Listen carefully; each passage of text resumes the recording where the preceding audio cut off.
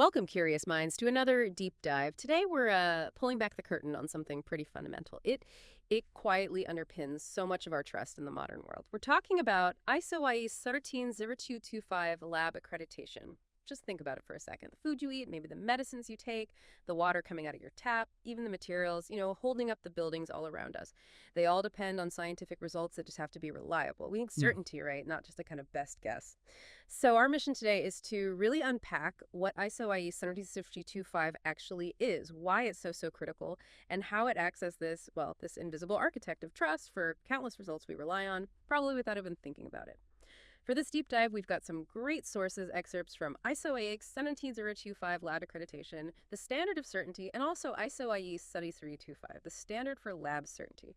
And this isn't just about, lab coats and beakers. It's really about the whole underlying global system that guarantees the precision, the trustworthiness of scientific data. It shapes everything, really, from public health to industrial innovation. Okay, so let's kick things off right at the beginning. If someone just asked you, straight up, what exactly is ISOIEC 17025.2017, or what's the quick version? Well, in a nutshell, it's the international gold standard for testing and calibration labs. It was put together by ISO, that's the International Organization for Standardization, and the IEC, the International Electrotechnical Commission. And what it does is it lays out the essential requirements for a lab's competence, its impartiality, super important, and its consistent operation day in, day out. What's really insightful, I think, is how it tackles this core problem. How do you make sure a lab's results aren't just correct today, but are consistently correct, they're traceable, and they're accepted all over the world? Yeah, just imagine the chaos without something like this. A medical test result from, say, Berlin might be totally meaningless to a doctor in Boston, or maybe a product certified safe in China couldn't easily be sold in Europe. This standard is kind of the hidden Rosetta Stone for lab data. It quietly enables this global trust in science itself. It helps labs generate results that are valid, repeatable, traceable. It builds a really solid quality management system. And yeah, hugely improves customer confidence across pretty much every sector you can think of. That's a really good way to put it. The Rosetta Stone of lab data. I like that. So if I'm, say, a consumer or maybe a business relying on lab results, what tangible difference does this make? To my peace of mind, getting data from an accredited lab versus one that, isn't? Oh, that's a great question. And it really boils down to risk mitigation and confidence. With an ISOEC 113OB5 accredited lab, you're not just getting a number on a piece of paper. You're getting a result that's backed by a system that's been rigorously checked out. It means the staff are proven competent, the equipment is precisely calibrated, the methods they use are validated, and the whole process is designed to stop errors and bias creeping in. It's a bit like, buying a product with a globally recognized quality seal versus one from some unknown seller.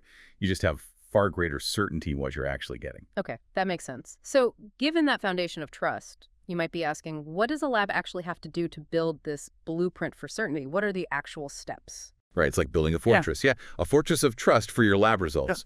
Yeah. And the standard details every single component, from the foundations right up to the ongoing maintenance. So the first layer, kind of like the bedrock, deals with general requirements. This means the lab has to be built on integrity. That's impartiality, confidentiality, ethical conduct, making sure the lab is, beyond reproach, free from conflicts of interest, and that all the client data is kept totally secure. Yeah. It's about stopping any outside pressures from messing with the science. Okay, the ethical foundation. Exactly. Then you've got the structural requirements. This is more about the physical and organizational layout of your fortress, who's in charge of what, who does what, really clear roles and responsibilities within the lab structure. Right. Now, moving inside, you need the right resources.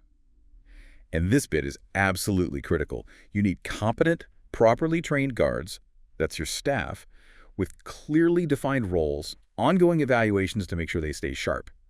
You need perfectly maintained tools, that's your equipment, which means regular calibration, regular maintenance. And crucially, there's this thing called metrological traceability. This makes sure every single measurement can be traced right back to national or international standards. It's kind of like checking your ruler hasn't shrunk or stretched over time. So it's definitely not like my kitchen scale, where if it's off by a gram or two, my cake might just be, slightly less amazing. Here, being off by a gram could mean a drug dose that doesn't work, or worse, is dangerous. Precisely. The stakes are just so much higher. Then following that, you've got process requirements. These detail how they actually carry out every mission, every test. This covers the whole workflow, right from taking the initial sample all the way through to delivering the final report. And a really vital part of this is method validation choosing and proving that the exact test or calibration methods they use are genuinely fit for purpose and give accurate results time after time. Method validation. Yeah. And finally, the management requirements. These are like the ongoing strategy and the oversight that makes sure the fortress is always improving, always adapting to new threats or new knowledge. This involves having a strong quality management system, thinking about risks, risk-based thinking, meticulous document control.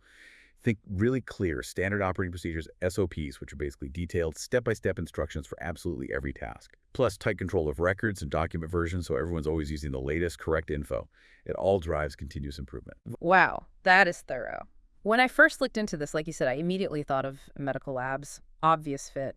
But the list of industries that benefit is just huge, isn't it? Who are some of the maybe less obvious players relying on this standard? Oh, it really does touch almost every part of our lives. You're spot on. Medical and clinical labs are a clear one, ensuring diagnoses are accurate. But then you have, say, oil and gas labs. They're critical for analyzing crude oil, testing for corrosion on pipelines, things like that.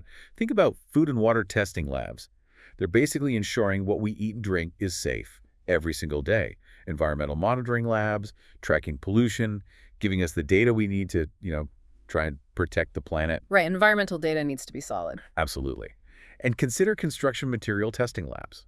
An accredited lab means we can trust that the concrete holding up that skyscraper really does meet the strength specs. It prevents potential catastrophes down the line. Yeah, you don't want guesswork there. Definitely not. Or pharmaceutical and biotech labs accredited testing ensures your medications are precise, effective, safe. Even electrical or mechanical calibration labs, making sure the tools that build everything else are accurate. It honestly runs the gamut, from the tiniest chemical compound analysis up to the structural integrity of a massive bridge.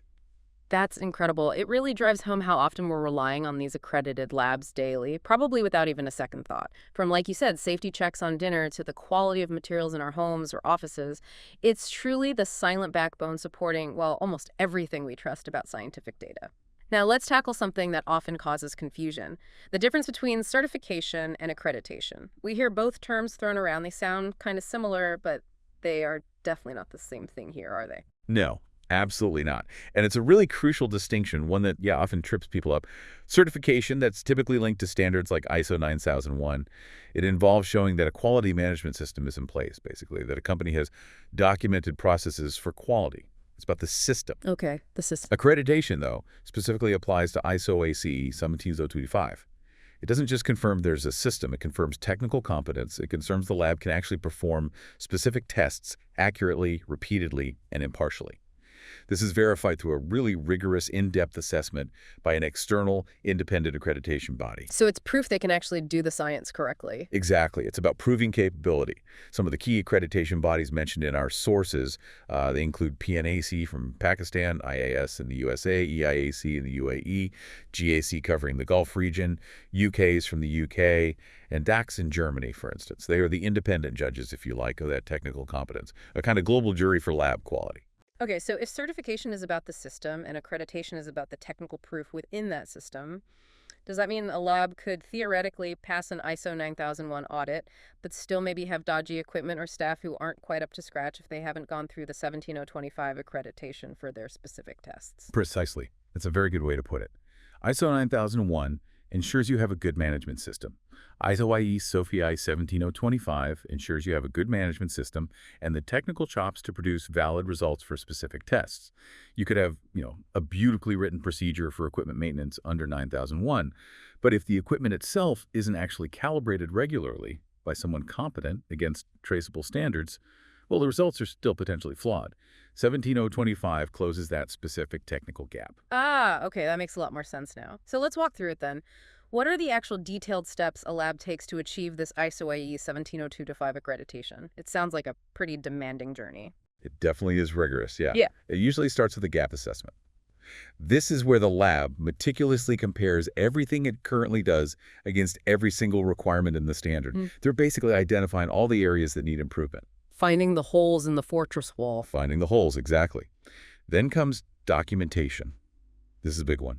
They have to develop or revise All those critical procedures, manuals, forms, calibration records, everything. I remember one lab I worked with, they literally had 3 different, slightly conflicting manuals for the same procedure floating around. Getting accredited forces that clarity, which actually saves huge amounts of time and prevents serious errors later on. I can imagine. After documentation, there's intensive training. You've got to train the staff on the technical methods, on how to control the documents properly, on internal auditing techniques, because even the best procedures are useless if people aren't competent to follow them. Right. The human element is absolutely crucial. Totally. Next up is the internal audit and management review. Here, the lab essentially audits itself first. It's a dress rehearsal to check their readiness and make sure the new systems are actually working as intended. Okay, self-check. Yep. Once they feel confident, they submit their formal application to an accreditation body, along with all the supporting documents and, of course, the fees. Then comes the really critical step, the assessment by the accreditation body. This is an on-site, really in-depth evaluation by technical assessors. They dig into everything. And it often results in findings or non-conformities, basically, areas where the lab still needs to improve. So rarely perfect first time. Oh, very rarely completely perfect first time, especially for initial accreditation. So the lab then moves to the closure of findings stage. They have to provide evidence of corrective actions they've taken to fix any issues the assessors raised. And finally, after all that hard work and verification, accreditation is granted. The lab gets its certificate for its specific scope of tests and gets proudly listed on the accreditation body's public directory. Wow. The journey sounds, demanding is the word. But the payoff, the benefits, they must be pretty substantial too. Well, they really are. Huge. Achieving this accreditation instantly boosts a lab's credibility and the trust customers have in them. It opens doors to contracts, especially government or large corporate ones, that specifically demand accredited results. And it also ties into that global recognition we talked about under schemes like the ILS Mutual Recognition Arrangement, the ILS MRA and APAC. This basically means their accredited results are accepted internationally, which is massive for trade, reducing the need for retesting. A big efficiency gain there. Huge. And beyond the external stuff, it significantly improves the lab's own internal processes.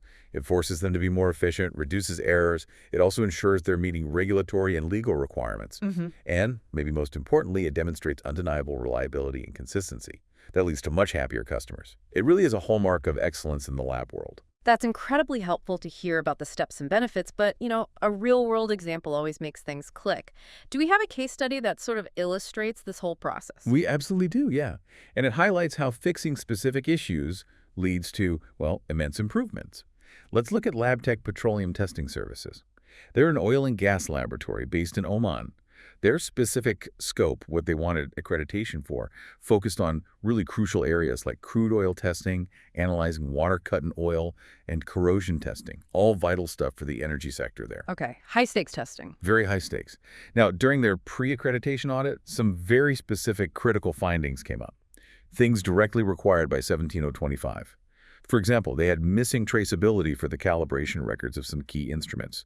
They also lacked documented evidence proving the competence of some of their personnel for certain tests. And some of their core test methods hadn't been fully validated.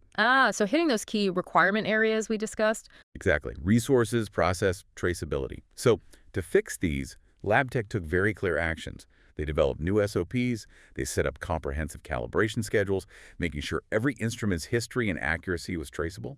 They also ran targeted training sessions and meticulously documented their staff's competence proof they could do the job right. And crucially, they implemented a really robust method validation process for all their tests, proving the methods worked reliably. So they tackled each finding head-on. They did. And the result? They were successfully accredited by the GCC Accreditation Center, that's GAC, within a pretty remarkable 6 months. Wow, 6 months from identifying those gaps to full accreditation. That's impressive. And it's a fantastic example, isn't it? How directly addressing those specific findings, those precise points where certainty was maybe a bit shaky, led directly to tangible results and ultimately a much higher level of trust and precision for their clients. It really shows this isn't just, theoretical paperwork. It has real-world impact. So as we start to wrap this deep dive, I think the core takeaway is really clear. ISOIEC 17025 is so much more than just a certificate you hang on the wall or another regulatory hurdle to jump through. It's the foundational bedrock. It's what underpins trust, precision, and global recognition in laboratory results. It is genuinely the science of certainty. Yeah, absolutely. And it really reinforces that powerful message from our sources. Behind every trusted lab result is a system that guarantees precision, impartiality, and global recognition. ISOIEC 17025 is that system. It's not just compliance. It's your license to deliver certainty. So this brings us to a final thought for you, our listener. How does this deep dive maybe shift your perception of all those tests and analyses you encounter every single day, perhaps without even giving them a second thought? What level of certainty do you now expect, knowing about these, well, these often invisible systems working behind the scenes to ensure reliability and trustworthiness in so many parts of our modern lives? We hope you keep digging, keep asking questions, and keep exploring.